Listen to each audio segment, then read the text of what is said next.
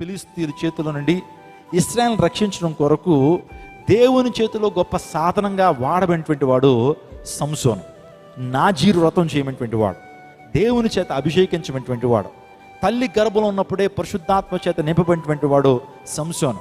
So ఆ సంసోనుకి అంత గొప్ప కృప రావడానికి కారణం ఏంటంటే మనోహ భార్య, అంటే సంసోను తల్లి చేసినటువంటి గొప్ప ప్రార్థన, ఆమె యొక్క ప్రతిష్ఠిత జీవితం, ఆమె యొక్క ప్రత్యేకమైన జీవితమే సంసోను పుట్టడానికి కారణమైంది. ఈ మనోహ భార్య తను తీసుకున్నటువంటి మంచి నిర్ణయాలు తన జీవితంలో గొప్ప వాగ్దానాలని సొంతం చేసుకోవడానికి ఆధారమైంది. మీ జీవితంలో కూడా దేవుని వాగ్దానాలను సొంతం చేసుకోవాలంటే మీరు కూడా కొన్ని నిర్ణయాలు తీసుకోవాలి. Your decisions will make your destinations. నీవు తీసుకున్న నిర్ణయాలే నీ గమ్యాన్ని నిర్దేశిస్తాయి.